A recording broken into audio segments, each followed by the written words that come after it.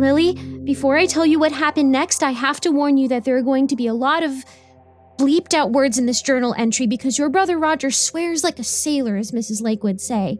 You've been warned. So, we totally stole someone's car. Roger took me to this garage nearby the lake's house and he took this brick and smashed it in a window. Crazy, right? And then he did it again. He smashed in a car window to get inside the car, and then he spent several minutes doing something with the steering wheel and cursing before getting out and going back out the garage window, smashing the window to the house itself, climbing in that, and then eventually coming back out with a bunch of keys on a big metal ring. He used one to get the car started and then threw the rest out of the window as he backed out of the garage. What kind of car is this? I asked. Are you bleeping kidding? This is a 71 Pontiac Firebird. Mr. Goodrich is going to bleep his pants when he sees it's gone. He laughed, but bleeping your pants is embarrassing and I don't think it's very amusing. It smells funny in here. It smells like horsepower. I think he meant it smelled like a horse bleeped in it. He took a big whiff. Ah. Your brother is weird. At least he was nice enough to buckle me into my seat. When you're a little cat doll, you can't pull hard enough to get a seatbelt to move. He was going to just let me ride without one, but I insisted I needed one or I might fly out the window. Roger didn't wear one, though. He said seatbelts are for losers. I know seatbelts are for winners, though. Losers go out the windshield. Are we going to find Lily now? I asked. Yes, be quiet. I couldn't see what was going on outside, so I watched him stepping on the pedals. Do you even know how to drive a car? Of course I do. But didn't you die in, like, a car accident? How was that the least bit relevant? I wasn't driving the car when I died. He took his eyes off the road and glared at me. You know, Lily, you and Roger have the exact same glare. Well, I don't know. I shrugged. If I died in a car wreck, I might have some hang-ups about getting in another car. Didn't you die when my sister blew you up? I wouldn't say she blew me up, and now you're tagging along with me as I find her. She didn't mean to kill me. Of course not. He shook his head. She never does. That's Lily. Accidental killer. But at least I got to see my family again because of that. He sat there quiet for a while. When he spoke up again, he sounded almost sad. I didn't. Because they weren't dead yet? I asked. Because some of us just lay in our bodies and rot until the world ends. He wiped his eyes. You don't look like a rotting zombie. If anything, you look like a normal person. I tried to sniff the air. You don't smell rotten either. How are you even here? I asked. His mouth curled up in a grin. Well, you see, once upon a time my mom and dad really loved each other, so one night they both got naked and he stopped, seemed to wait like he wasn't sure what was next, and then turned and looked at me. You're not going to interrupt me? No, I was listening. He turned back to the road. We drove in silence for a couple minutes. Finally, I asked, what happened next? He closed his eyes for a moment and seemed to shudder. Look, I'm here in the flesh because this whole life and death thing is apparently run by morons. I made a deal after they left me to rot, went and joined a different pantheon, and then it turned out the pantheons are bull bleep. The person I made the deal with got axed, and the place I was chilling got lame overhaul by the new management, and nobody knew what to do with me, so they just left me to my own devices. I sat still. I don't know what pantheons are. I think it's on the periodic table. He glanced at me and frowned. Are you paying attention? Yes. Do something. Blink. Flap your arms. How am I supposed to know you're still listening? Your stupid-looking blue cat toy. I turned to look at him. I couldn't blink, so I waved my paw instead. I'm a haunted, stupid-looking blue cat toy. He smirked at that. Good enough. After a bit of silent driving, Roger turned on the radio. I think it was an oldie station because the song sounded croony. Roger made a gagging sound and quickly reached for the knob, scrolling through the empty static until he found what sounded like a woman with a sore throat wailing while someone abused a poor guitar by smashing it into a set of drums. At first I thought he stopped on the noise because he was having a seizure, but then I realized he was doing that head-banging thing and singing along to the lyrics. You could be mine, he screeched. I suddenly regretted not having real ears that I could cover. Is this what your brother has always been like? And he was your dad's favorite? How did you turn out so normal? He caught me staring. I don't know how he could tell I was doing it. My eyes don't blink. My mouth doesn't open, but he knew I was gawking at his weird spasming and screeching. What? He asked. You never listened to GNR? I don't even know who Gina R is, I admitted. She sounds like she has laryngitis. Not Gina R. Bleep face. GNR. Guns N' Roses. He looked back out the front of the car, which is good because he was driving, and you should always keep your eyes on the road, especially if you already died once in a car wreck. He shook his head and muttered to himself. Laryngitis. Bleeping plebe. I tried to bob my head to the song, but it was just too loud. My parents always played the Mamas and the Papas on their record player. Do you know them? That's the kind of music I like. This was like the Mamas and the Papas getting into a fist fight. He subjected me to that torture and several other similar-sounding songs for several minutes before stomping on the brakes and coming to a screeching stop that almost chucked me out of my seat. Were we there? Where you were? I could see a pointy roof and blue window things. Shutters? Whatever they are. I could hear a dog barking. It reminded me of the dog things I saw back at the house with you and that boy Davy. One of them got out, remember? So I thought maybe the dog barking was the creepy dog that had escaped.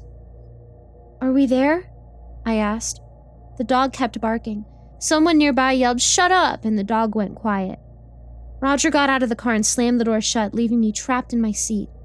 "Hey!" I shouted. "Hey, let me out! I'm coming too!"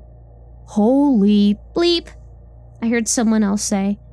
Holy bleep! No bleeping way, dude! What? No! I couldn't tell if the person was freaked out or excited. I guess it was a bit of both. Freak-excited? I tugged at the seatbelt until I could slip out from under it, and then used the door handle to climb up and peek out the window. The house we pulled up in front of looked very nice. There was a porch with a big yellow doggy sitting on it. The doggy's tongue was hanging out, and it whimpered occasionally. A kid with long blonde hair and a ratty-looking black shirt with no sleeves was standing at the screen door to the house. His jaw was hanging open, and his eyes looked like they were ready to do pinwheels in his skull. Someone inside the house yelled, "Skater! Don't stand there with the door open!" And the boy quickly stepped out of the doorway and shut it. That's a weird name, I thought. Maybe it's short for Mosquito? Who names their child Mosquito, though? Roger was leaning against the front of the car with his arms crossed. "That's right, man," he said. "It's me. You know hell couldn't keep me." The other boy seemed to go crazy, tearing at his hair like a maniac. "I knew you weren't dead! I knew it! Closed casket, my bleep! I knew that coffin was empty. I told them in detention. I said, Roger ain't dead. That's a lie. He went into witness protection or some bleep." Roger paused and then quickly nodded his head. "Yep, witness protection." The other boy snorted and then spat something green out of his mouth. "What was it? Was it drugs? You're gonna testify against some coke kingpin like in the Crocodile Dundee 2, ain't ya?" "Roger!" I shouted, banging on the windshield. My paws were so soft they just made a little piff-piff sound. "Roger!"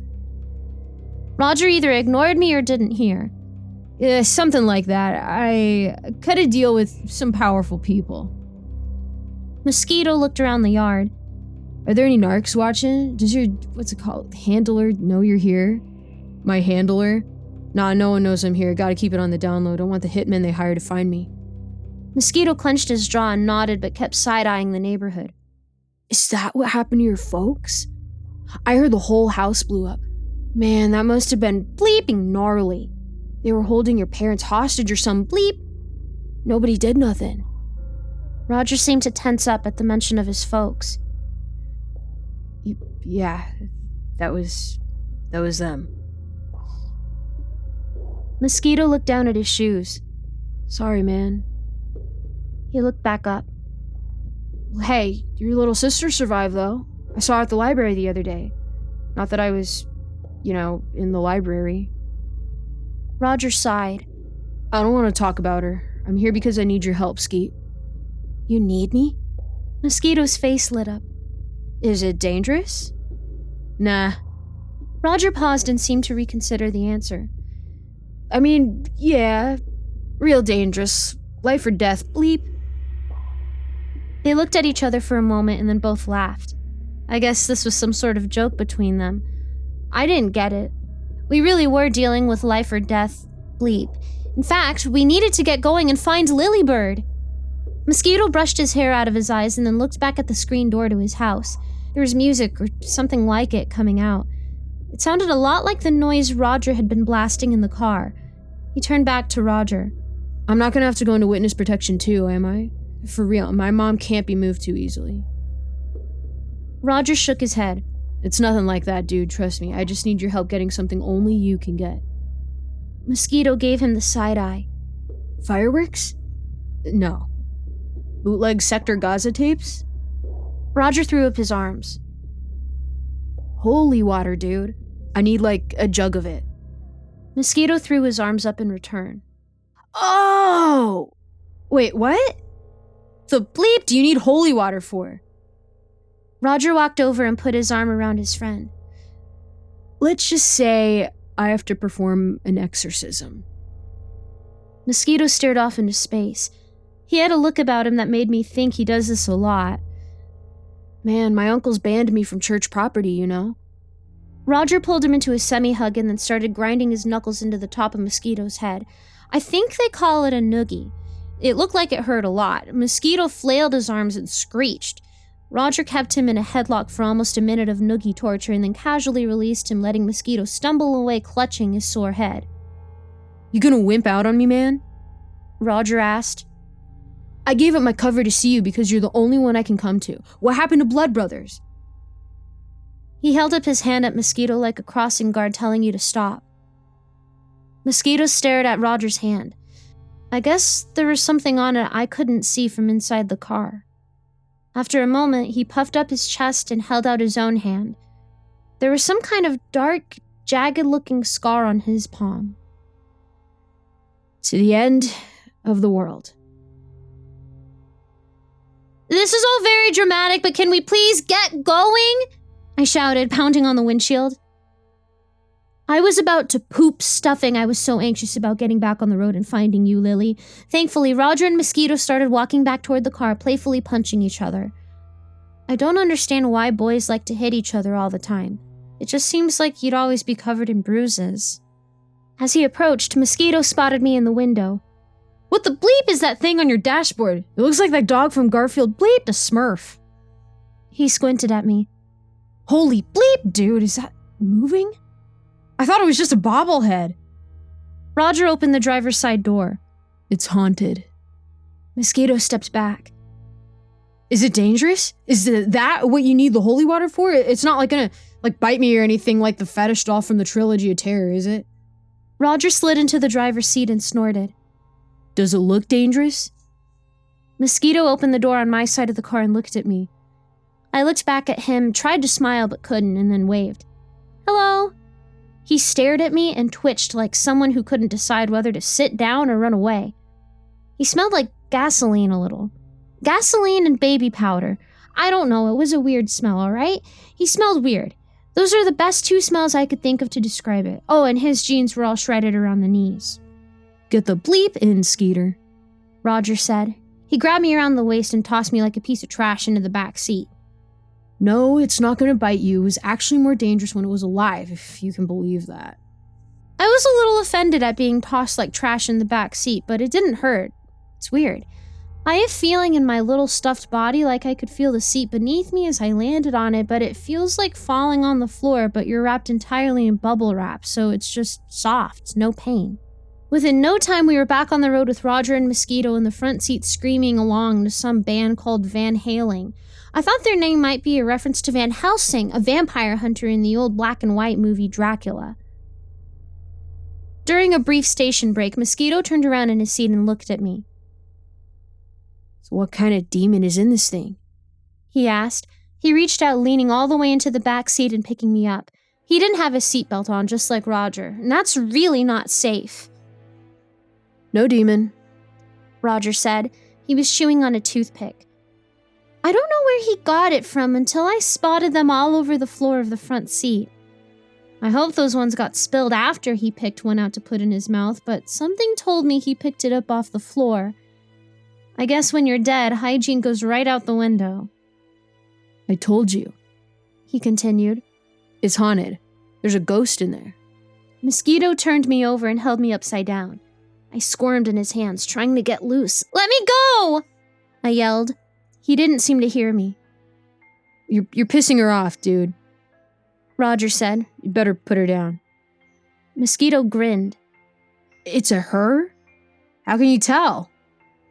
Roger reached over and snatched me away and then tossed me again into the back seat. Because I know. Now stop bleeping with her. She'll get upset, set us both on fire, and probably blow up the car. I didn't say anything because I didn't want him to know that I don't have my gift anymore. It seemed like a good idea to keep letting him believe I could burn things. I wasn't sure what to make of what was going on anymore. I thought we were going to you, Lily, but it seemed then that we were off on some joyride with Mosquito to go fetch some holy water for some reason. I would have bailed if I could, but I didn't even know where we were anymore. Instead, I climbed in the back window and tried to watch where we were going. Outside, the trees made way for buildings. We must have been going in toward the center of town. I know some of that area a little bit, like an itsy-bitsy teeny-weeny bit, but I never really got to wander much with my foster parents. I remember there was a music shop downtown and a bridge over the river, but this area looked a little more grungy. There were lots of small shops with boarded-up windows and people walking by who looked upset about things in general. Eventually, we came to a little brick building with a rickety-looking sign that read Trinity, and beneath that, 7 days without the Lord makes 1 week. I thought that was very clever. We crept by it slowly and parked on the sidewalk just past it. Dude, Mosquito said in a panicked voice. My uncle is here. That's his car. I can't go in there.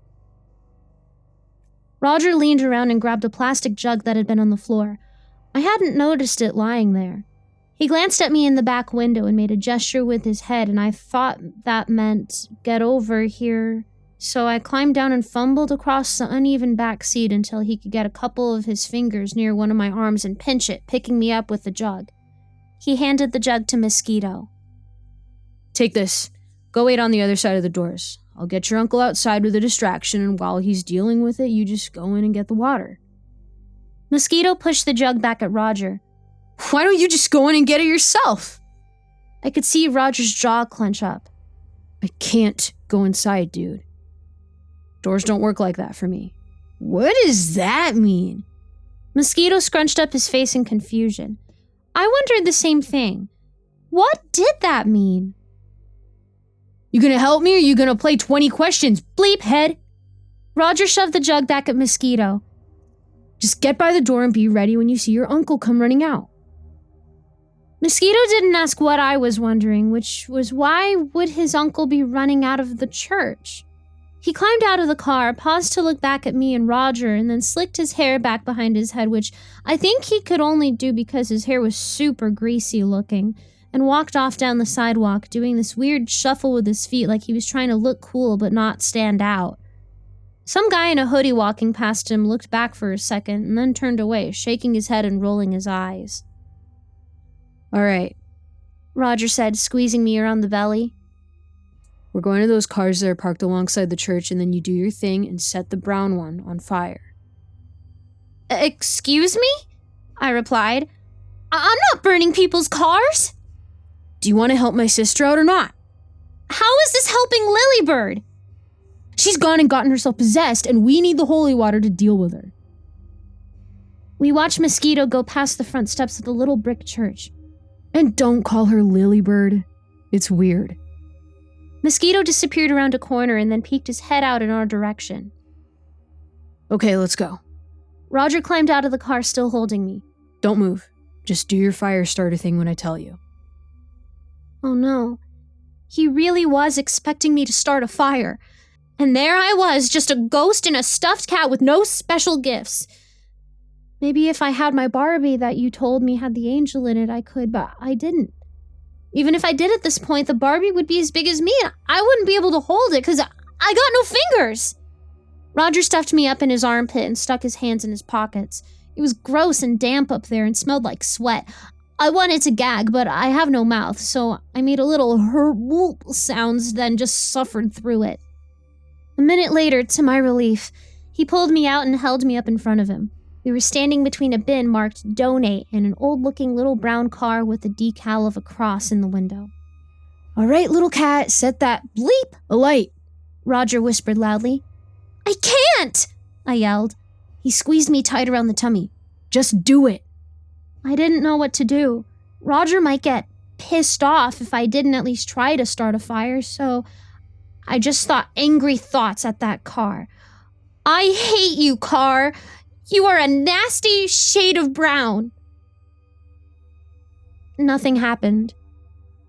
Roger shook me. Hurry up, he hissed. I look stupid holding you like this. Yeah, that's of great concern to me. How you look, I thought. I stared at the car. You are a bad car. You cause accidents that get people killed. Cars like you killed this boy Roger, who's being kind of a jerk right now. So just stop just sitting there and burn, car! The car didn't seem to be catching fire. You need to burn, Mr. or Mrs. Carr, so I can help save Lilybird. She's in danger because of those nasty people who hurt her and stole me. And then I thought about that mean boy David who hurt you, and his crazy mother lady. And I thought about those scary headless people who killed Santa and his dog and dragged me back to your house that night. And then I thought about the awful man who tried to kidnap me and made me burn that poor police lady to death. It all made me so angry remembering those things. And then the interior of the brown car erupted in flames. Yeah! Roger cheered. Bleep yeah! He jumped and pumped his fist with me in it, making me feel like hurting again. He started to shake his hips in a dance and then seemed to realize that maybe we shouldn't be standing by the burning car when people started to notice it and dashed away back toward where he'd parked the Firebird. As we climbed back into the car, I looked across the street and noticed a familiar-looking person watching us in a red suit and brown overcoat. He was looking straight at me and nodded, and then turned and, with a flip of his blonde ponytail, disappeared into a shop.